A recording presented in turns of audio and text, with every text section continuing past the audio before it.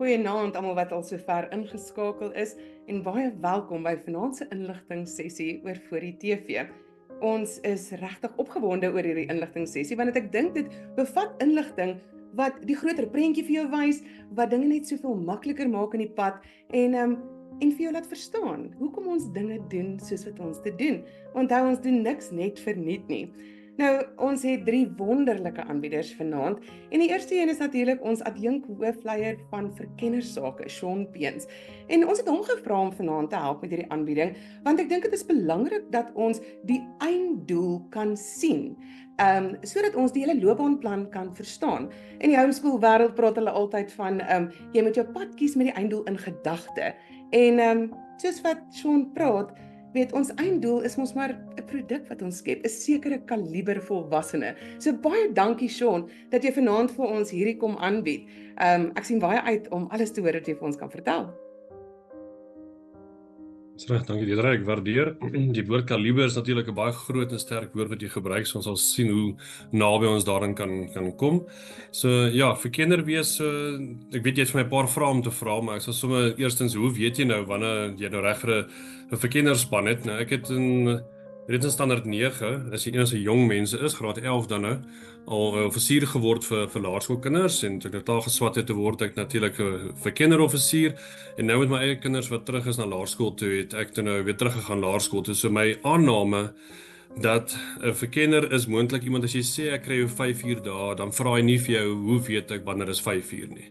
So ek is nou weer terug by die graad 3 spannetjie. Ek het 30 seuns. Dit is verskriklik rof elke Dinsdag aan of middag, maar dit bly verseker vrolik en ja, ons geniet dit verseker. So net om te weet hoe laat, waar en wanneer is al reeds 'n wen vir 'n verkennerspan, ja. Nou, wat is die doel van die verkennerloopbaan? Die verkennerloopbaan, ek het baie notas hier, so as ek so nou en dan afkyk, dit is omdat ek my notas hier probeer kry, maar ek dink die verkennerloopbaan is om 'n jong mens te ontwikkel, maar wat ook nog steeds gebalanseerd is. So jong mens beteken jy het nog meer gedoen wat jy wou doen, maar beteken nie is gebalanseerd nie. Jy het nog nie 'n mate van kennis en ander fasette nie. So ek dink die verkennerloopbaan as ons na die verkennerlewe self kyk, so met die verskeidenheid van onderwerpe wat beskikbaar is, dan is die onderwerpe varieer van geskiedenis, vergaderingsprosedures, kaartwerk en 'n klomp verskillende staptoere en hoe om dwelms, verslawing, al goed te hanteer. So ek dink dit gaan oor 'n verskeie raamwerk van blootstelling om vir jou dan 'n mate van kennis in 'n verskeie velde te kan gee. So ek dink die loopbaan wat ons hier probeer doen en eintlik iets wat ons geërf het, dis nie ons termyn wat dit doen nie, want dit is iets wat nou oor die jare gebou word, is dat ons vir 'n individu wat nou 'n hoërskoolkind is, die geleentheid gee om gemaklik te wees in verskeie omstandighede of geleenthede waar hy hom of haar homself bevind. En wanneer hy homself nou bevind in daai verskillende in situasies en plekke, dan bou ons mos nou maar 'n eindprofiel. Wat is daai eindprofiel van 'n graad 12 verkenner? En ek gaan vir jou aflees, net die 5 punte en dan as ek daaroor gesels.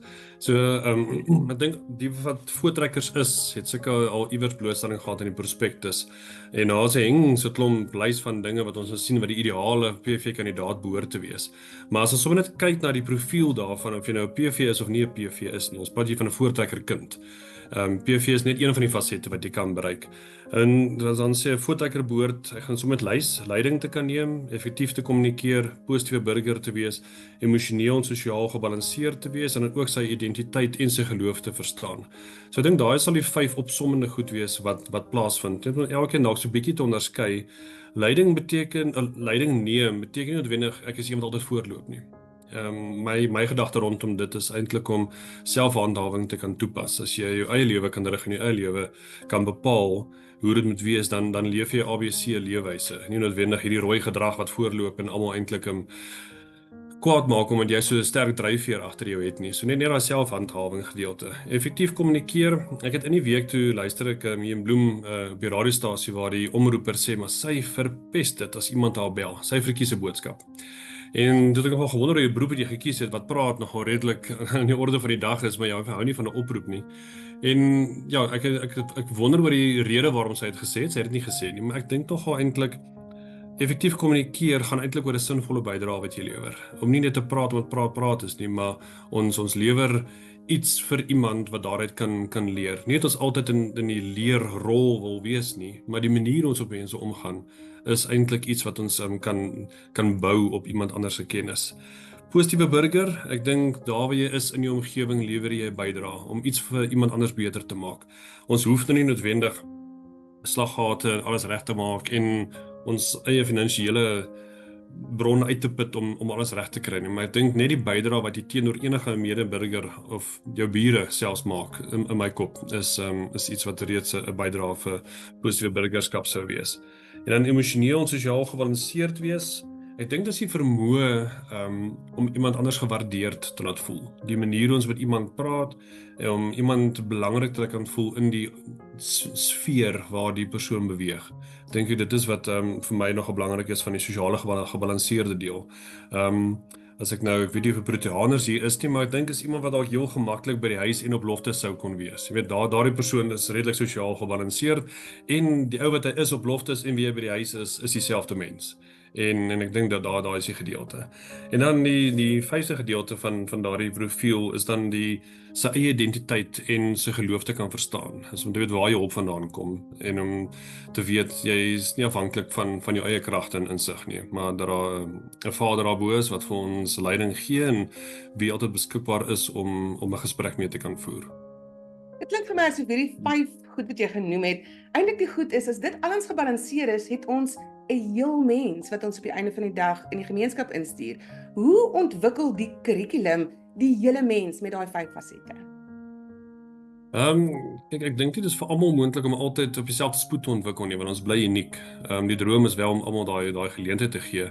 Ek het so vinnig na die verkinderlewe gaan loer en hy het 'n magdom 396 bladsye het ek nou gesien. So en dit is 'n kurrikulum oor 4 jaar, so effektief so 100 bladsye per jaar. En as jy nou 20 spanbijeenkomste het ons so 5 bladsye per week wat ons dan of per geleentheid wat ons kan deurwerk. So ek dink hierdie gebalanseerdheid word in ons verkinderlewe, wat effektief ons handboek is, weergegee en dit word verdeel oor die 4 jare wat ons dan nou het. Ons het 5 jare op hoërskool. Ekskuus, so groenkop is dan tradisioneel jou graad 8 jaar, baanbreker graad 9, jou uithaler vir kenner graad 10 en dan jou baas vir kenner graad 11 en bo-baas dan graad 12. So jou verkinderlewe word oor die 4 jare versprei wat inhoud en vaardighede beskrywings aan betref. En dan jou 5de jaar, jou matriekjaar, is eintlik jou geleentheid om hierdie prakties te gaan probeer uitleef en toepas waar jy kan. En dan die verkinderlewe met redelik onlangs herskryf, as ek sê onlangs 10 jaar terug is nie so lank vir my nie. En waar die 10 kategorieë wat funksioneer rondom hierdie. So ek kan hulle almal lys, ek weet nie of dit ek vertrou almal dra redelik kennis, maar geloof, emosies, sosiale vaardighede, kommunikasie, leierskap, kultuur, burgerskap, weerbaarheid, praktiese vaardighede en dan ook geloof wat ek nou 2 keer genoem het daar. So daardie 10 fasette word jaarliks in verskillende diepte hanteer. So jy gaan in jou graad 8 jaar of in jou groenkopjaar gaan jy in al 10 blootgestel wees en in jou graad 9 word jy weer in al 10 blootgestel. Jy gaan net dalk so 'n bietjie dieper delf in terme van die bydrae wat dit vir jou as individu kan meebring, ja. Dit klink vir my asof ons kurrikulum regtig redelik omvattend is. Hoe help spesialisasies dan? Met so spesialisasies is ook in daardie selfde 10 kategorieë ingedeel, maar hy word bietjie meer getregter na ons 4 kernwaardes in die voortrekkers. So die kernwaarde vir die voortrekkers, ek dink die meeste van ons, ek ken nie almal se name hier nie, kom dalk so 'n bietjie van 'n ouer bedeling af van die vroeë 2000s wat ons slag gemaak met skool of voor 2000s. En ons het maar gewoond aan die drie kernwaardes wat die ABC was en wat na 2000 het ons vir D bygesit wat dienaar leierskap was en ons spesialisasies is rondom daai 4 kernwaardes gebou en die gedagte met die spesialisasies is hoofsaaklik so drie kernpunte wat om te sê dat dit ontwikkel talente, dit bou praktiese kennis en dit help met loopbaan rigting. So die ontwikkel talente, het ek sommer vir myself hier geskryf, ek dink partykeer doen ons hierdie spesialisasie en dan kom ons agter ons kan iets doen ons nie geweet ons kan dit doen nie. En dan daai ontdekking is eintlik vir ons verskriklik lekker. En dan jy bou die praktiese kennis en nadat jy die spesialisasie gedoen het, dan kan jy eintlik ander mense verras met die kennis wat jy opgedoen het en iets te kan regkry. Ek roep sommer my vorige span waar ons blaasbalke gemaak het en om die dinge in klomp stukkies te gekoop het en die lappies en ons het die paas genooi om saam te kan doen. En ek het vir hulle die eindproduk gewys en het gesê, "Jesus, maar hoe werk dit?" En dit is maar soos 'n olifant eet, ja, stukkie vir stukkie. So ons het nou die video's deurgekyk en elke keer dan stop ons maar die video en dan moet hulle doen wat hulle moet doen. So daai gedeelte die aanleer en dan fisies die praktiese kennis wat gebou en dan nou uitgeleef moet word. En dan help by die loopbaanrigting. Ek dink nogal baie keer, ek wonder hoeveel kinders se loopbaankeuses kom van 'n spesialisasie wat hulle iewers geprikkel het. Om te sê, yes, hiervan hou ek eintlik. En dan verder gaan delf daar rondom. So ons as offisiere is eintlik maar net die instrument om blootstelling te kan gee. Ons hoef nie 'n kenner op die gebied te wees nie. Ons moet net daai vrywilligheid en die toewyding hê om die kinders dan te kan blootstel daarin, ja. Ja. Hoekom is die take en opdragte belangrik? En ek dink ek het so neergeskryf vir myself dat mense 'n bietjie moet terugdelf. Maar ek dink die belangrike deel van die take is dat om seker te maak dat dit nie die kurrikulum oorskadu nie. Ek het nou so 3 kommandos besoek met die hoofleerwag-sertifikate wat ek uitgedeel het en ek kon nogal agterkom die mense fokus verskriklik baie op die take of op die opdrag. En dit is nie noodwendig verkeerd nie, want daar's 'n doel daarmee ook.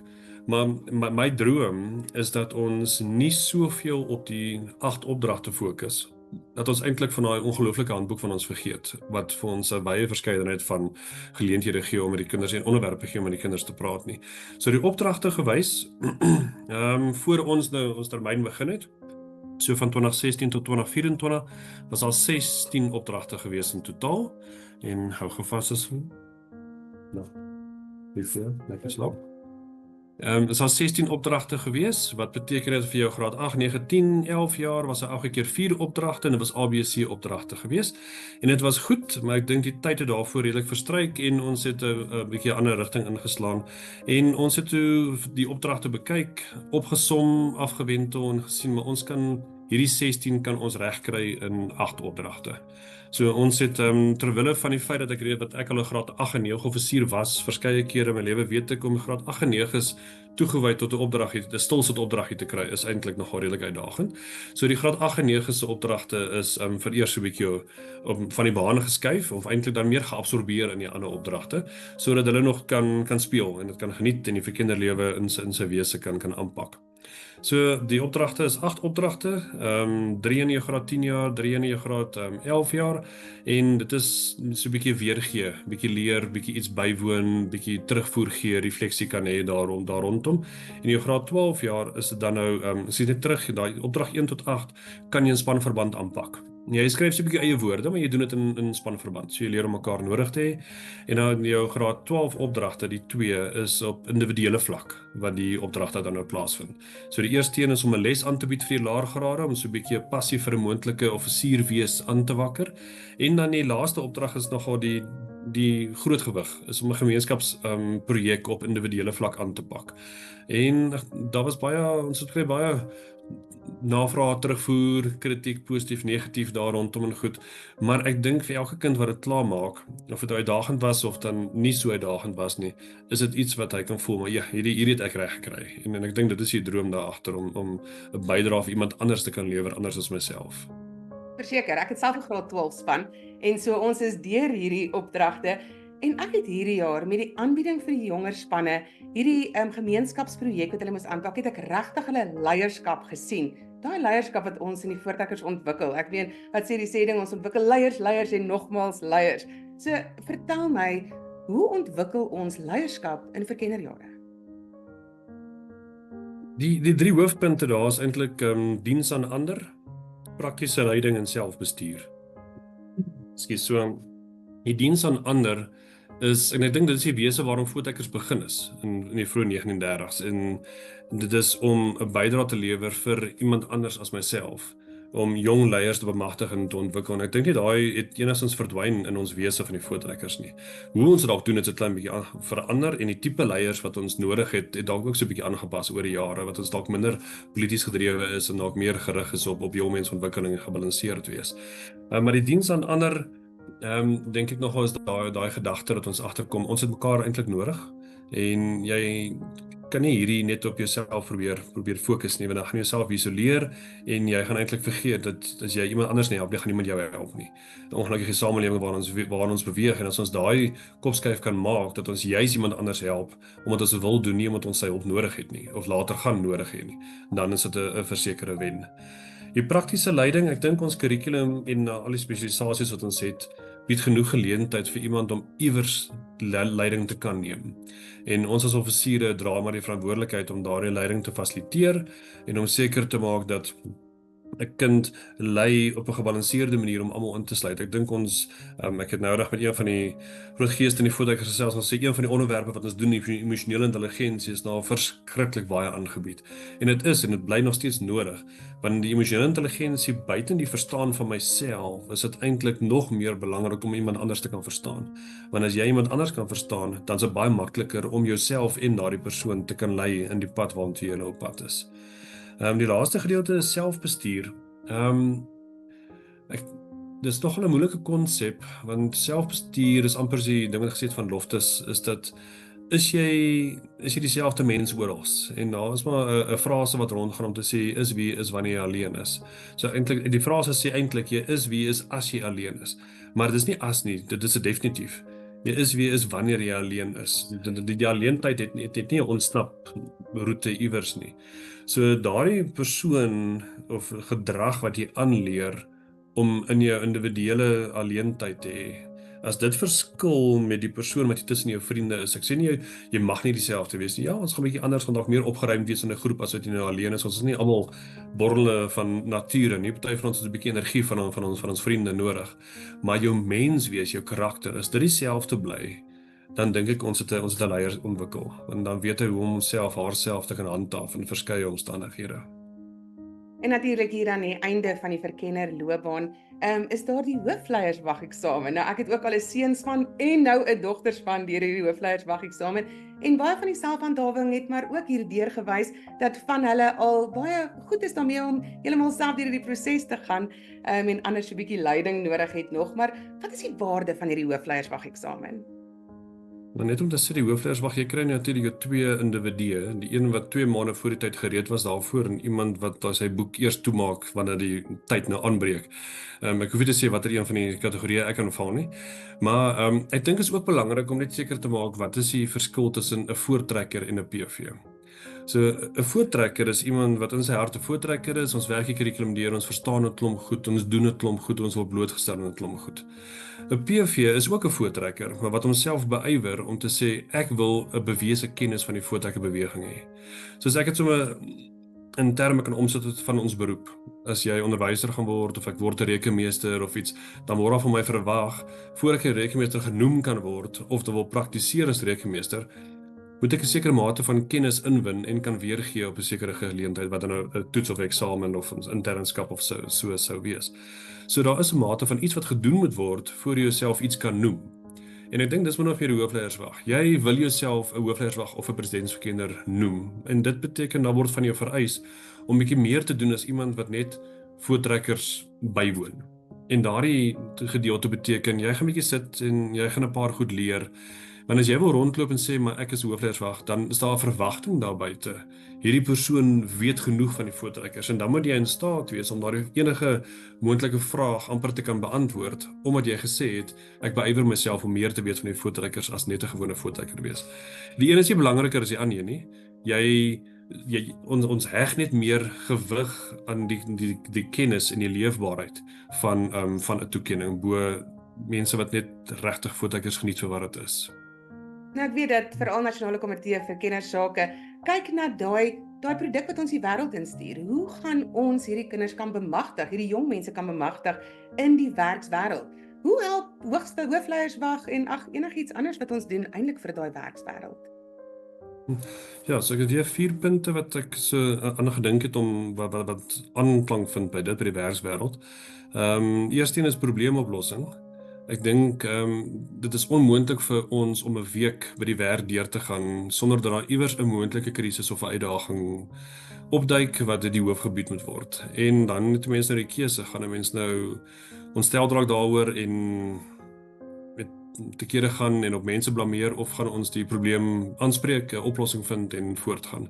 So ek dink in terme van die voortrekkers is die wye blootstelling wat ons aan die verkenners gee, en aan die PD's ook, maak ons seker dat sou 'n kind probleme tegemoet kom, dat ons dit sommer op in sy skooljare kan aanspreek om te sê hier's die foute wat ons kan maak, sodat wanneer jy nou hierdie foute gemaak het en ons gee vir jou 'n oplossing of ons fasiliteer die oplossing of ons help daarmee, dan beteken ons jy hoef nie soveel foute te maak in die toekoms nie. So die blootstelling aan probleemoplossing is iets wat jou kan bystaan in die werkswêreld daar buite.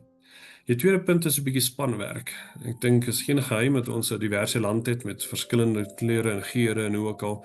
So as jy in jou klein span kan leer jy het iemand nodig. Iewers gaan jy iemand nodig hê om te help en wat jou kan bystaan. Dan dink ek is klaar wen vir die beroepswêreld daar buite. Om te lewer jy ons beweeg eenvoudig net nie in silo's nie. Ons gaan meestal in spanne werk. Die meeste beroepe is van so 'n aard dat jy spanwerk amper vereis. Die derde een is dan kommunikasie. Ek dink ons het al 'n paar keer deurgetrap, maar kommunikasie gaan nie net oor die manier hoe met mense kommunikeer nie, maar dit is eintlik meer van wat se beeldstraligheid, dit van verbale en nie-verbale kommunikasie. So as jou gedrag van so 'n aard is dat jou standpunte of jou lewenskeuses daardeur weerspieël word, dan beteken jy staan vir iets, so jy gaan vir min kan soog in die toekoms. Mense gaan nie nader met iets wat twyfelagtig is nie, want jou hele wese kommunikeer dit op daardie manier. So ek dink dis die kommunikasie gedeelte. En die laaste een is deursettingsvermoë. Nou as jy nou 'n voortrekker is en ek weet in Transvaal is dit verskriklik belangrik dat jy iewers 'n selfbehoud agter die knie moet hê en selfbehoud word ook nog in kategorieë gesit. Maar selfbehoud in my raamwerk sal sê jy het voor die deur gestaan van 'n amper onmoontlike taak en jy het gewonder of jy dit gaan maak. En die laaste dag stap jy uit en jy het dit gemaak. Jy weet nog nie hoe nie. Jy na die tyd besin jy so 'n bietjie en dan kom jy agter, spanwerk, probleemoplossing, kommunikasie was noodsaaklik in hierdie proses sodat ons dan hierdie deursettingsvermoë kon toon. So ek dink daai 4 fasette is dit wat vir my uitstaan in terme van divers wêreld wat ons die jeug mee kan ondersteun. Ek het gesien dat jy het hier aan die onderkant van jou notas vir my gestuur. Wie kies jy om te word? Is dit iets waarop jy fokus? Daai van, hoe kan ons hierdie kinders help om reg te kies oor wat hulle wil? Ja, daar is absoluut 'n copy and paste fout gewees, maar ek sal dit probeer aanpas om te sê, ja, ek dink ons doel of ons droom in die voortrekkers is om vir jou 'n mens van waarde met waardes te kan maak. Nie te kan maak nie, want dit is elke ou gaan daai besluit self neem om jou op die pad te sit om die keuse te hê. Om 'n mens met waardes van waarde te wees of van waarde met waardes. En ek dink daai vraag is wat kies jy en wie kies jy om te wees? Want die keuse lê glad nie in iemand anders se hande behalwe jouself nie. Ons as offisiere of volwassenes kan bloot net die instrument wees wat blootstelling aanbetref, wat kan rigting gee, maar ons hoop dat daar genoeg rigting en leiding is in ons kurrikulum dat elke individu die keuse kan maak om 'n holistiese ontwikkeling in jou mens te kan ontdek. 100%. En baie dankie vir die werk wat julle op Nasionale Komitee vir Kennersake doen, om altyd seker te maak dat ons kurrikulum, ons spesialisasies, alles wat ons vir ons jeuglede bied, is relevant vir hulle toekoms en die toekoms waarin hulle beweeg. So baie dankie vir die werk wat julle doen. Ons weet dis nie 'n maklike taak nie. Ja, dit is 'n groot plesier. Dankie dat ons kon deel hierin. Goed, en dankie dat jy vanaand aangebied het. Ja, dit was vir ons 'n absolute voorreg. Dis altyd vir ons wonderlik as een van ons adjunk hoofleiers kan doen. Ek weet julle is baie besig. So ja, baie dankie vir jou tyd vanaand. Ons sien uit na die volgende keer. Daar is al vrae geantwoord na die tyd. Ek wil net seker maak. Weet jy, julle kan gerus. Is daar enigiemand wat vir Shaun nou 'n vraag wil vra terwyl hy nou hier is? Ek sien een van sy Ek sal aanbly, dis nie 'n probleem nie. Dan kan ons dit opsom aan die einde. Dis nie 'n pyn nie. Wonderlik. Ja, so ja, as een van julle ietsie het om te vra nou, is jy welkom. Anders beweeg ons aan na die volgende aanbieder toe en dan kan julle na die tyd natuurlik nog steeds vra as jy nou intussen aan iets dink. Goed, dit lyk my die vloer is vir die oomblik stil. So baie dankie dat jy ingeskakel bly, Shaun. Ons gesels dan later. Reg, dankie Diederik. Ons volgende aanbieder is Alet van Niekerk. Nou, sy is van die Vrystaat en sy is 'n graad 7 offisier. So sy is in dit op die oomblik vir hierdie voorslagvoorbereiding. Sy is ook op die PD-komitee van die Vrystaat en sy het al 3 spanne deur voorslag gesit. Nou, sy is baie goed met kinders, sy is baie goed met opleiding. Sy is 'n wiskunde onderwyser. So sy gee wiskunde ekstra klasse. So daai wat ons nie altyd reg kry nie, help sy ons mee verder. So Alet, dankie. Dankie dat jy vanaand saam met ons kuier en dankie dat jy vir ons bietjie lig op hierdie onderwerp plaas. Want ek weet dat dit is iets wat vir baie offisiere wat nog jonk is, 'n bietjie daunting is. So baie dankie dat jy vanaand ingeskakel is saam met Voor die TV. Dit is 'n groot plesier. So vertel vir ons, wat kan offisiere doen in graad 4 tot 6 om hierdie kinders voor te berei vir voorslag oor 'n tydperk? Weet jy wat, die belangrikste is boekiewerk. As jy die boekiewerk gedoen het, is jy al deur die helfte. Want die boekie bevat meer as die goed wat jy moet doen. En dit help ook die kinders. Die offisiere kan ook die afdelings in grade verband deel. Dan kan byvoorbeeld die graad 4 en 5 die geskiedenis en ek as mens doen. Dit help ook om nie al die druk op die graad 7's te vat nie. Ek het nou my graad 7's vat ek al van graad 4 af. So ek het 'n redelike band met hulle gebou ook. En so het ek die werk ook verdeel, want jy kan nie alles in jou graad 7 jaar se offisier se hande los nie. En dan doen elke woensdag seremonies met kinders, met verskillende grade. Moenie net sê dis 'n graad 7 groep se verantwoordelikheid nie. 'n graad 4 kan ook leer. En dis die belangrikste is net om jou werk te verdeel as kommando. Ek dink daai verdeling van die werk, dit gaan baie spanning van offisiere afneem. Want dit lyk vir my as offisiere baie keer, veral nou hier in die einde, regtig bietjie kan stres hieroor. Vertel vir ons, is dit nodig vir offisiere om te stres oor 'n spanbyeenkoms, 'n aanbieding, 'n voorslagvoorbereiding? Weet jy wat, ek het nou gesit en dink terwyl Sean gepraat het, dis glad nie nodig om te stres nie, want waaroor wil jy stres? Dis praktiese goed wat jy in die begin van die kwartaal jou lesse kan uitwerk en hou daarby. Moenie afwyk nie, want as jy afwyk, dan gaan jy verlore raak. En vra jou spanlede om jou te help. As daar goedjies, taakies is wat jy moet doen, deel dit tussen jou spanlede. Nie jy self dit probeer alles doen nie. En vat jou span vir 'n uitstappie. Daar's baie verkenners en baie kennings in jou dorp wat ook vir jou goed kan aanbied. Soos jy 'n tuin bou. Daar is regtig mense wat weet hoe om met tuine te werk en hoe om blomme en daai goed te doen. So daar is mense wat jou kan help. En onthou, kinders onthou meer die ervaring en wat hulle geleer het, nie deur wat die perfeksionisties se goeters daar omtrent is nie. En as jy foute maak, die kinders weet dit nie. Dis net jy wat dit gaan weet. Daar was 'n baie oulike, en daar's 'n hele paar mense wat vir my 'n bietjie hulle wenke ook gestuur het. En daar was 'n oulike wenk juist rondom hierdie verdeling in die verskillende jare. Een vroutjie het byvoorbeeld gesê, selfs in graad 1 al, leer vir 'n kind net die naam Bartimeus Dias. En dan volgende jaar bou jy bietjie daarop en so kan ons dit regtig bietjies doen. Maar nou dat ons in graad 7 is, nou en sê nou ons het dit reg gekry om elke jaar dit mooi op te deel en ons is eintlik nou deur al die werk begin van graad 7. Nou moet ons al die toue bymekaar kry en hier's nou die laaste 3 maande voor die tyd. Wat doen ons nou? Want ek neem aan ons het nie nou meer tyd om deur alles te gaan nie. Weet jy wat, ek het nou die laaste 3 byeenkomste by ons, het ek sê maar geskiedenis gevat. En toe het ek geskiedenis en touwerk en al daai goed het ek in een les gedoen, net vinnige hersiening gedoen. En die volgende week het ons kompetisie tussen mekaar gehou.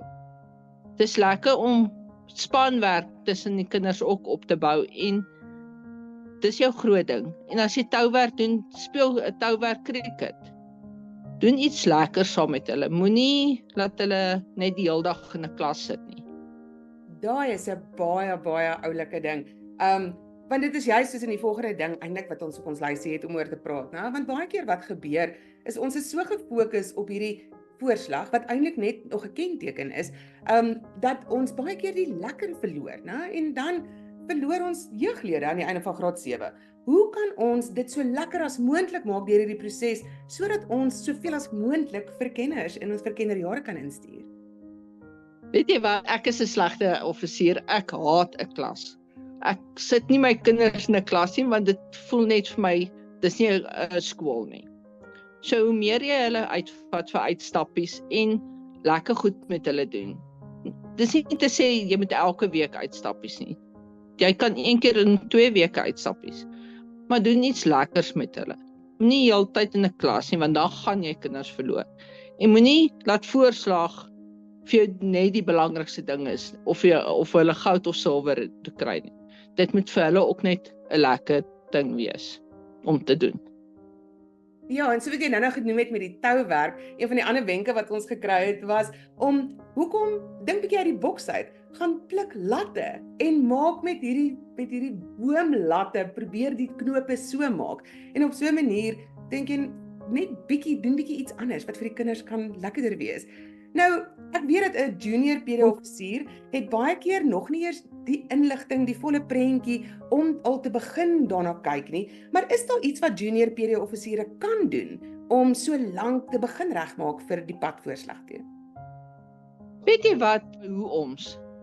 Daar's baie goed wat hulle kan leer by hoe ons. En wat jy die vorige keer sê, jy kan tot 'n skattejag doen met kinders. Ekskuus, ek val nou terug. Maar skattejag is ook een van die lekker goed wat jy kan doen. Veral met die juniors, ja, dan kan mense dit so op so 'n manier inkorporeer alreeds hierdie ander klein goedjies. Vind die tou wat pas by hierdie tou en so kan hulle al klare skryftoe begin sien byvoorbeeld, né? So ja, dis net daai bietjie uit die boks uit dink. En natuurlik mentorskap. Dit is wat iemand anders ook as hulle wenk gesit het, want hulle sê, jy weet nie eintlik eers wat jy nie weet nie, né? So 'n mentorskapprogram is baie belangrik en om nou iemand te kry wat net 'n paar jaar voor jou is, wat al reeds die inligting gekry het van waartoe jy gaan. Dis daai hele ding wat ek gesê het ook aan die begin van die aanbieding, om dinge te doen met die einddoel in gedagte. Dan is dit baie makliker vroeër, reg? En jy jou spanhanteringskursusse doen. Dis ook een van die belangrikste as jy met 'n span wil werk. Ja, en die praktiese spanhantering help ook dat jy die akademiese gedeelte op 'n lekker praktiese manier kan aanbied en sodoende dit makliker in hulle koppe inkry dat dit nie so skool is nie. Dit is die belangrikste. Ja. So, is daar enige ander wenke wat jy vir ons het op hierdie stadium? Kan ons die vloer oopmaak vir nog wenke en nog vrae? Jy kan die vloer oopmaak vir nog wenke en vra. Ek is bereid om te antwoord. Wat ek nie weet nie, sal ek uitvind. Want ek sien sommer dat hier is 'n paar mense met wie ek ook gesels het. Baie dankie julle klomp kundiges dat julle hier kom inskakel het. Asseblief gee vir ons wenke vir voorslagvoorbereiding en hoe om hierdie proses lekker te doen.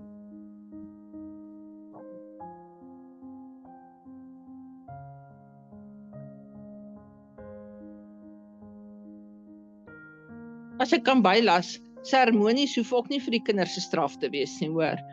Jy kan verskillende seremonies doen. En doen, sê maar die einde van die kwartaal 'n seremonie wat iets kan beteken vir die kinders. Jy as of die offisiere kan selfs 'n seremonies doen. En vir hulle wys wat die foute is daar en wat kan hulle regstel. Kreatiewe maniere van seremonies is altyd vir die kinders lekker en veral as jy nou eers die basis het, né? En ek dink dis waar dit inkom, daar wat jy sê by elke span byeenkoms doen seremonies. Al is dit basiese drillbewegings, al is dit kom ons hysgoue vlag. Doen die verskillende seremonies. Julle wat nou as 'n hele komando bymekaar kom en daar is 'n hele seremonie, 'n openingsseremonie, gee dit vir verskillende grade. En so kan hulle van kleins af al leer. Jy kan ook natuurlik 'n ouer kind saam met 'n bietjie jonger kind, soos 'n graad 4 en 'n 6, saam as 'n vlagdraerspan maak en die enetjie leer by die ander een. So kan ons mentorskap ook by ons jeuglede deurbring, want dit is vir hulle ook makliker om by mekaar te leer. Ja, en soos die drill kan jy, ons het nou hierdie kwartaal 'n polisiebeampte gehad wat ons kom help het met drill. So daar betrek jy die publiek ook om jou te help. Ja, weer eens soos jy nou genoem het, betrek die gemeenskap. Ons het soveel kundiges in die voortrekkers en is altyd vir die mense wat weet, regtig lekker om te kom en te kom aanbied by 'n ander span. Veral mense wat nou al deur spanne is, né? En dalk nou net 'n offisier op hierdie stadium is wat spanloos is. betrek hulle. Hulle het baie kennis en hulle wil dit met jou deel. Ek sien dat hier is daar is 'n lekker Engelie, baie dankie dat jy vir ons sê, maak gebruik van spesialisasies om graadwielwerk te versterk. Jong, Engelie, jy praat nou so reg in ons volgende aanbieder se kraal hierso. Jy gaan nou hoor, daai 100%. Want baie van ons spesialisasies is regtig uitgewerk om avontuur te wees, né, en lekker te wees, en dan kan jy graadwielwerk versterk. Ja. Goed, Alet gaan ook vir ons bietjie ingeskakel bly, sodat sy ook, as jy enige ander vrae het, enigiets wil bylas aan die einde, jy is welkom om dit alles neer te skryf en dan nou vir ons te sê. Baie dankie, Alet, dat jy vanaand met ons kon gesels het hieroor. Die een vroutjie het ook genoem dat sy dink dit sal van waarde wees as jy 'n hele loopbaan dingetjie kan opstel vir jou kommando se junior offisiere, om vir hulle so 'n bietjie te wys wat om te doen. En ek het dit juist vir ons volwasse sake en opleiding AKL ook genoem, dat ons kyk of ons nie so ietsie kan opstel, en net om hulle 'n bietjie riglyn te gee, wat doen jy in watter jaar, om op die einde van die dag jou graad 7 jaar so maklik en so lekker as moontlik te maak. So baie dankie Alet vir jou tyd en dat jy lig op hierdie onderwerp vir ons kom plaas het. Ag, dankie baie. Goed, ons volgende en laaste aanbieder vir die aand is natuurlik Karen Koetser. Nou, Karen Koetser is 'n baie sterk voortrekker. Sy is kommandoleier van Wapatrand, maar sy het 'n baie ryk geskiedenis in haar persoonlike lewe en in die voortrekkers in opleiding. Natuurlik nie net opleiding nie, mentorskap. Sy's 'n baie goeie formele en informele mentor. Een van my mentors, een van my voor die vriendinne. Baie dankie dat jy vanaand vir ons ingeskakel kom, Karen. En vir ons, ek wil dit jou superpower noem. Vir ons kom vertel hoe ons alles tot ons beskikking kan gebruik om hierdie so lekker as moontlik te maak. Dankie vir jou mooi woorde. Ek waardeer geweldig baie. Jy gee my so warm gevoel om my hart. Okay, superpower, dit is dalk 'n ander woord vir lui, slegte, slapgat offisier, soos wat een van ons ander mentors vir ons gereeld vertel. Ek dink as dit kom by voorslag, ek het die voorreg gehad om nou ook al 'n paar spannetjies daardeur te vat. En wat Alet ook gesê het, is die vertrekpunt, die eerste ding waarby jy moet begin, is jou graadwielwerk en dit wat die inhoud in jou boekies is. En dit begin nie in graad 7 nie. As jy dit met jou kleintjies begin, van graad 1 af, is jy besig om fondasies te lê en om 'n muurtjie te bou wat teen graad 7 gaan klaar wees. Jy is besig om 'n struktuur op te rig en die basis daarvan begin reeds in jou junior PD jare. Kan ek gou sien, kan julle almal gou vir my in die chat sit, in watter graad is jou span of die spanne waarby jy betrokke is? Laat ek net gou so 'n idee kry van waar is ons. So in die middel onder op jou skerm is daar 'n chat knoppie. Kom ons kyk gou hierso. 'n Graad 5, graad R, graad 6, graad 7, 5 en 6, 7. Okay, so dit lyk vir my ons het heelwat senior PD spannetjies hierso. Okay. Dis my lekker om te sien ons het 'n klompie graad 5, 6 en 7 spanne ook, graad 3's ook. Okay, dis fantasties. Julle ouens wat by die graad 3's is, graad 3's, 4's, 5's. Jy is dalk nou nog nie heeltemal op die voorslagtrein nie, want is nog 'n bietjie vroeg. Maar wat ek sou voorstel vir julle is om te begin en na jou voortrekker webblad toe te gaan. Ek gaan vir julle wys hoe om dit te doen en baie van julle weet waarskynlik waar om dit goed te kry. Maar net vir ingeval jy 'n nuwe offisier is wat nog en niemand het nog die kans gehad om vir jou te wys nie. Daar is die voortrekker se webblad. So dis voortrekkers.co.za. En daar is 'n knoppie vir die biblioteek. Nou hierdie is 'n goudmyn en jy moet eintlik daai bladsytjie sommer gaan boekmerk, want ja, mens kry ongelooflik baie van die goed wat jy nodig het hier. So julle sê gehoor het, Alet het nou gepraat van die hoe-oms. Daar's 'n leertjie vir hoe-oms. En hier's 'n klomp oulike idees van hoe om sekere goed aan te bied. Kom ons gee net gou so 'n oombliekie om te laai. Daar is dit geklassifiseer, penkoppe en drawertjie kentekens. Ons het 'n hoe-om boek gehad wat ons uitgebring het op 'n stadium, handvaardighede, leierskap, sang en speletjies. So daar's 'n redelike klomp goed hoe om goed aan te bied. As jy in daai hoe-om boek byvoorbeeld ingaan, is daar spesifieke lessies wat hulle vir jou kan gee en praktiese handleidings van hoe jy sekere materiaal kan aanbied. So daar is net vinnig om vir julle te wys waar om die hoe oms te kry. Wat belangrik is vir julle is dat jy nou al begin om te kyk waarna toe werk jy. Daai wat Sean nou gesê het van jy moet die groot prentjie in gedagte hou. So as jy hier na die penkoppe en drawertjies leer toe kom, binne in hom is daar 'n leertjie vir voorslag. En elke jaar word die voorslag prospektus in daai leertjie geplaas. Dis ook hier waar jy al die vereistes vir jou spesialisasies kry, jou kinders se graadveelboekies en dan spesifiek die offisiere se handleidings. So hierdie penkoppe en drawertjies leer is besonder belangrik. Maar ek sou sê begin hier in die PDF voorslag leer en elke jaar dan aan die begin van die jaar gaan lees jy gou die voorslag prospektus deur. Die voorslag prospektus sê wat is die vereistes waaraan 'n penkop of 'n drawertjie moet voldoen teen die tyd wat hulle dan nou in graad 7 die voorslagkamp gaan bywoon. En dit word in 10 afdelings ingedeel. So wat ek dan sou aanbeveel is dat jy al in graad 4 moet weet waarna toe werk jy in graad 7 en dan gaan kyk jy hoe kan jy spesialisasies hak aan die inhoud wat jy in elk geval moet aanbied. Dis presies wat Engelie ook nou gesê het. As jy byvoorbeeld gaan kyk die 10 afdelings waarop hulle later geëvalueer gaan word, is eerstens ek in my omgewing. So in ek in my omgewing kyk hulle byvoorbeeld na noodhulp. So dan kan jy byvoorbeeld besluit in graad 4 is daar 'n oulike noodhulp spesialisasie. So kom ons gaan doen die noodhulp spesialisasie want dit lê eintlik al die noodhulpwerkies van jou hele PD loopbaan lê dit mooi vas en vir die hele naweek lank of partymal op 'n gebiedskamp fokus hulle net op noodhulp. So dan's daai deel eintlik afgehandel, die kinders het dit mooi onder beheer. In graad 5 is daar 'n kampeerder spesialisasie.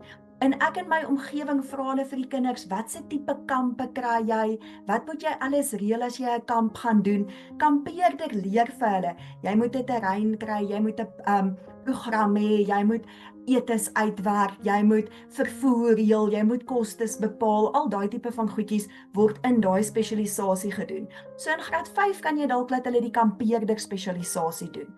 Touwerk is 'n belangrike een in graad 5, want hulle moet knope ken, maar dis ook deel van die goed wat hulle vir seremonies moet ken. So touwerk in graad 5 sou ek 'n groot rooi blok omgetrek het en gesê het ons moet definitief touwerk in graad 5 doen. Ons kan besluit of ons dit op 'n GGN doen en of ons dit op 'n gebiedskamp doen of waar dit aangebied word. Jy hoef dit nie alself aan te bied nie, maar as jy jou GGN'e en jou gebiedskampe gaan kies dit so dat die spesialisasies ook goed is wat help om jou kinders vir voorslag voor te berei. So GGN, dalk net vir ouens wat nie bekend is met die terminologie nie, is 'n gebiedsgoedgekeurde naweek. So dit is 'n kamp wat aangebied word waar daar verskeie kommandos is wat die geleentheid bywoon en die kinders moet ten minste 2 aande oorslaap. 'n Gebiedskamp word deur die gebiede gereël en daar moet hulle ten minste 4 nagte lank oorslaap. So dis van ons langer spesialisasies wat dan daar aangebied word. Julle kan ook kyk na redding in graad 6. Dis ook deel van die noodhulpgoed en so aan wat daarin gedek word. Spoorsny in graad 6. Spoorsny moet hulle sekere tekens ken, jy weet pyltjies en 'n klippie bo op 'n klippie en gaan huis toe en so aan. So dis waarmee jy 'n roetjie kan uitmerk. Daar's 'n spesialisasie daarvoor. En dan op die staptog te kenteken, dit kan 'n mens lekker kombineer met kaartwerk en rigtingbepaling. So dit help as jy weet waarheen jy werk, want dan gaan doen jy nie 'n kamp, 'n gebiedskamp of 'n GGN net om 'n gebiedskamp of 'n GGN te doen nie. Jy kyk ook na die inhoud wat daar aangebied word en hoe dit die kinders kan help. So wat ek gedoen het met my spanne is om te gaan sê, okay, hierdie is die inhoud wat ek bietjie 'n dieper duik in wil doen en ons gaan dit op kampe doen. En dan gaan ons dit ook kombineer met pretgoed. So kom ons sê nou maar, ons het noodhulp en touwerk nodig, ons gaan dit doen, maar ons gaan ook 'n fietsry spesialisasie doen, want dis net lekker en dit vat die kinders bietjie uit. So 'n mens kan dit kombineer dat jy bietjie ernstige goed het, maar die kinders hoef nie te weet dis 'n ernstige ding nie. Ons gaan leer knope maak en dit gaan groot pret wees, maar jy weet, jy moet die knope ken in graad 7. So dis belangrik vir offisiere om daai groter prentjie te hê. as jy kyk na die afdelingkie vir ek as voortrekker, daar moet hulle bietjie weet van seremonieteorie byvoorbeeld. So as jy 'n vlag se tou ruk en die ding ontplooi nie, wat gebeur nou? Daai is goed wat vir hulle geleer word wanneer hulle seremonies se spesialisasie doen. So daar sou ek weer dit oor tyd opbou. Daar's 'n baie lekker spesialisasie vir graad 5s span seremonies. So dis 'n baie eenvoudige bekendstelling aan seremonies. En hulle moet 'n span vlag maak en sulke tipe van goedjies wat jy kan insit om dit lekker te maak. Dan die volgende jaar in graad 6, dan kan hulle die vol seremonie spesialisasie doen. Dan moet hulle die vlaghuising en stryking en die presentasie en verwydering met al die bevele en dan ook daai seremonieteorie ken. So maak die kinders lief vir seremonies. Al het dit gesê laat hulle elke keer as hulle bymekaar kom, gou 'n paar van hulle basiese drillbewegings oefen. En maak 'n speletjie daarvan. Jy weet, dis soos ons gee vir jou die bevel en as jy 'n fout maak, as jy uit en ons kyk watter enetjie bly die langste in en jy's dan nou die wenner vir die week. So dit kan 'n lekker speletjie wees. Ook op kamp as jy wag vir kinders om by 'n plek aan te kom, dan speel jy gou dit totdat almal daar is en dan kan jy nou aangaan met jou program van daar af. Maar maak hulle lief vir seremonies en laat hulle deelneem aan mooi seremonies, nie net die standaard goed nie, die met die fakkels en die vla en die liggies en die mooi musiek en Vangelis wat speel en al daai tipe van goed. Gee hulle die geleentheid om daaraan te kan deelneem. In ons kommando is dit ons graad 7 se verantwoordelikheid om ons inlywingsseremonie te doen en ons verwagting is dat dit nie 'n standaard seremonie moet wees nie. Dit moet iets moois met ekstra ligte en fakkels en mooi musiek en sulke tipe van goed wees en om te sien hoe daai kinders so trots is as hulle dit reg kry en hoe hulle dit geniet om daaraan deel te neem. Dis regtig besonder. So maak hulle lief daarvoor deur van klein tyd af met hulle te begin werk daaraan en dan daai spesialisasies in jou agter die skerms loopbaanplannetjie in te werk. By die ek as Afrikaner of ek as landsburger afdeling, dis partymal vir die kinders moeilik om die geskiedenis te leer. Dis gewoonlik een van die goed waarmee ons graad 7's bietjie sukkel.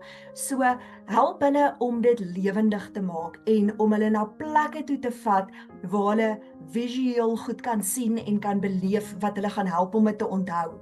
Daar's 'n Anglo-Boereoorlog kenteken vir graad 4's. Jy kan kyk waar dit aangebied word en dit in jou program inwerk.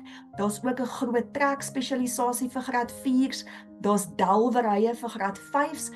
Die hele Anglo-Boereoorlog is veroorsaak as gevolg van goud en diamante in ons land. En kinders moet daai koneksies kan maak van goud is eers ontdek en toe is diamante ontdek of andersom en toe het die Anglo-Boereoorlog begin wat die Engelse wou dit gehad het. Dis waaroor dit gegaan het. So delwerye is 'n lekker spesialisasie vir die graad 5's om daar in te werk. Daar's ook in daai afdeling goed oor die danse. So julle kan groepsdanse vir graad 5's doen, daar's Afrikaner volksdanse vir graad 6'e, daar's ook Afrikaner tradisies en Anglo-Boereoorlog en gedenkwaardighede spesialisasies vir graad 6'e. So eintlik moet jy probeer werk daarna toe dat jou hele voorslagkurrikulum met die uitsondering van die belofte spesialisasies in graad 6 afgehandel is. So hulle moes al hulle kampe gekamp het, hulle moes al hulle gebiedsgoedgekeurde naweke gedoen het en hulle 6 spesialisasies wat hulle nodig het om te kwalifiseer, meer as hulle bonuspunte wil hê, moet reeds in die sakkie wees.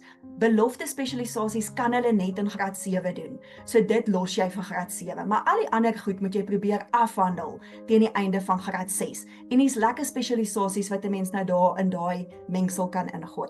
Ek het met julle gepraat oor spanseremonies en seremonies vir die graad 5's en graad 6'e. Spele is nog 'n evaluasie item in die voorslagkamp. Ons verwag van die kinders om 2 speletjies saam te bring en om dit met selfvertroue te kom aanbied. Jy moenie dit vir hulle probeer leer in graad 7 eers nie.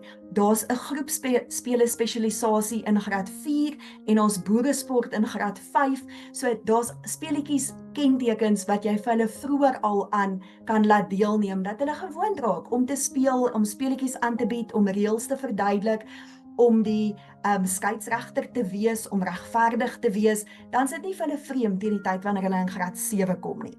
En dan die laaste afdelingkie is sang. Daar's 'n sang-evaluasiepunt en ons wil hê die kinders moet kan leiding neem met sang, maar dit moet ons ook nie in graad 7 eers vir hulle probeer leer nie. Ons moet hulle lief maak en 'n kultuur skep van saam sing om 'n kampvuur, somme terwyl ons op pad is en ons loop van een plek na die volgende toe.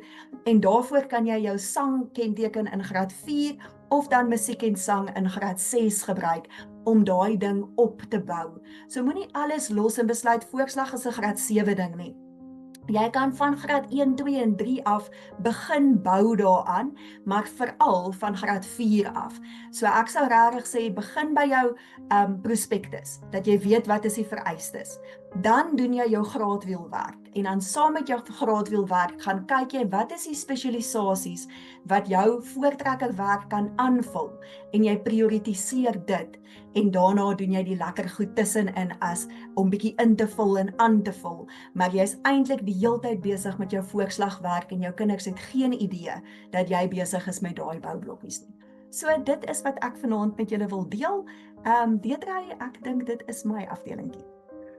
Dit is wonderlik. Dit maak my sommer weer lus om deur dit alles te gaan. Jong, want ons het dan Ek het vir jou graad R-span, stel jy belang.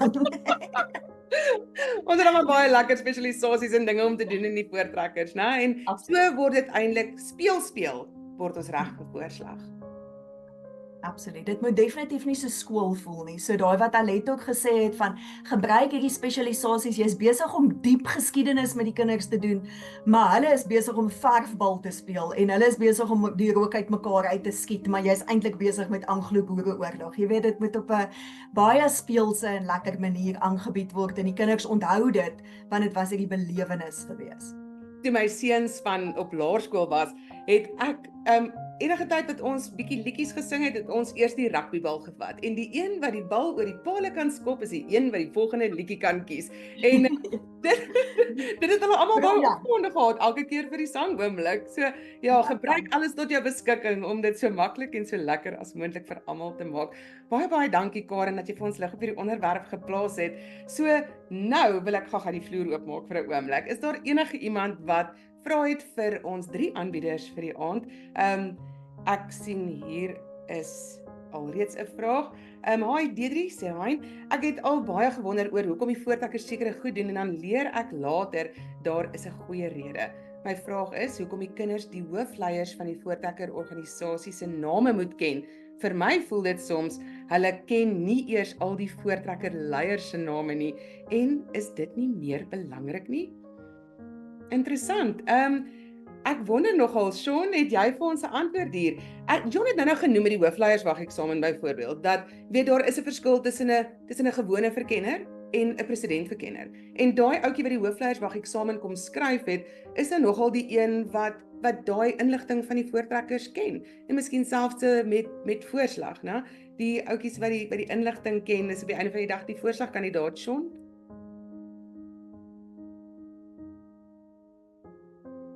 Dankie Deidre, dankie Hein. Hein, ek wil dalk eers vir jou vra, wat sien jy as die verskil tussen die hoofleiers en voortrekkerleiers? Dalk jy die verskil tussen dit weet, dan kan ek dalk, ek sê ek het regte antwoord, ek het dalk 'n opinie, soos wat jou vraag 'n opinievraag is. Ja, Sean, dit gaan oor, vir my gaan dit daaroor, ons met die mense wat die organisasie, so ek verstaan Vader Visser wat die besigheid begin het, maar van toe af is al, ek weet self, 14 nuwe leiers gewees. Maar die voortrekkers, die regte leiers van die voortrekkers, wat by die voortrekker beweging was destyds, in die groot trek. Ons kinders ken nie daai mense se name nie, maar dis net vir my baie snaaks. O, bedoel jy soos Andries Pretorius en so aan? Ja, so hulle ken die voortrekker leiers se name nie, maar die voortrekker organisasie leiers se name moet hulle ken. Ek het nie regtig 'n definitiewe antwoord nie. Ek dink die verskil is dat hulle was dalk voortrekkers gewees en dit is van hulle leer ons in die geskiedenis. So ek dink die geskiedenis ondervang so 'n bietjie die voortrekker leiers soos wat jy dit dan nou weergee. Daar is wel geskiedenisvrae by die hoofleierswag vraestel ook. wat dan vereis dat van goed, ek dink nie noodwendig almal se name word gevra met 'n foto nie. Dalk is al te min foto's dat ons nie reg weet hoe hulle lyk nie. So ons kan nie vir die kinders die vraag vra tensy ons dan die hele geveg of oorlog of skermutseling beskryf nie. Ek het nie vir regtig antwoord nie. Ek dink dis maar iets wat ons as hoofdagbestuur en selfs op die vir kinderjeugraad oor hierdie goed kan gesels. So stuur dit saam met jou komando dat ons se kinders wat kom, ek vertrou daar sal 'n paar wees, dat ons dit kan probeer aanspreek. Ek dink ons verwag daarom nie dat 'n kind almal moet kan noem nie, maar ek verstaan iewers moet jy kan onthou wie was die eerste en die vierde en die sewende. So ek verstaan die uitdaging daar agter. En ek dink soos wat ons kyk na die verkennerlewe, as ek reg verstaan, is hy se span nog 'n PD span. In verkennerlewe is daar hierdie verskillende afdelings. Jy het jou voortrekkergeskiedenis, jou landsgeskiedenis, die groot trekgeskiedenis en so daar is die verskillende afdelings daarvan. En in ons voortrekker interne geskiedenis is dan nou die hoofleiers, waar met ons voortrekker groot trekgeskiedenis dan sal ons kyk na ons voortrekker leiers, soos Andries Pretorius en so voorts. Sarel Silje en so aan. En so ons raak baie in verkennertye raak ons wel aan daai gedeelte ook. En ek dink selfs as ek kyk na my graad 12 spanne, ken hulle nou nogal daai voortrekker leiers van ouds, maar hulle weet daarom ook. Die was ons laaste paar hoofleiers en dan natuurlik Vader Visser, né, wat ons almal daarom ken. Ja, dankie julle, dit maak sin. Goed, is daar enige iemand anders wat 'n vraag wil vra? Jy's welkom om sommer ook met jou mikrofoon aan te sit en te vra. Van ons jonger offisiere, is julle almal gemaklik met die inligting? Hoop ons het die proses vir julle bietjie makliker uitgelê.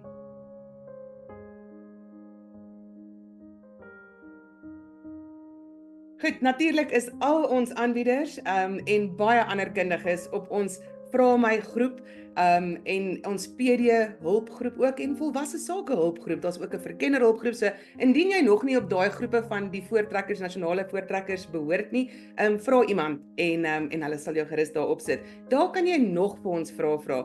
Enigiemand sal dit vir jou daar antwoord. Ons is almal op daai groepe. So ja, as dit al is vir die aand, dan sê ek vir ons 3 aanbieders baie dankie vir julle tyd, baie dankie vir julle kennis wat julle met ons gedeel het. Ek glo dat dit het regtig die proses 'n bietjie asemhaling gegee vir al ons offisiere wat ingeskakel het. So baie dankie vir julle kundigheid en dankie vir julle bereidwilligheid. En baie dankie dat jy ingeskakel het vanaand by Voor die TV se aanbieding. Hierdie inligtingssessies het baie waarde. En ons is dankbaar dat julle saam met ons kon kuier. Ons volgende ene is die 11de Junie. Dan gaan ons bietjie gesels oor hoe om 'n spanbyeenkoms meer opwindend aan te bied, 'n spesialisasie meer opwindend aan te bied. En natuurlik is die kampe voor ons. So indien jy gaan aanbied op 'n kamp of 'n kamp gaan bywoon, ons gaan ook gesels hoe om selfs by 'n kamp dit meer opwindend aan te bied. So kom skakel in, dit sal alles gedeel word. Dit is die 11de Junie. Dit sal weer oor Zoom wees, so in die gemak van jou eie huis met jou warm koffie en jou pantoffels in hierdie koue winter wat kom. So baie dankie almal en baie dankie dat julle ingeskakel het by hierdie uitsending van Voor die TV.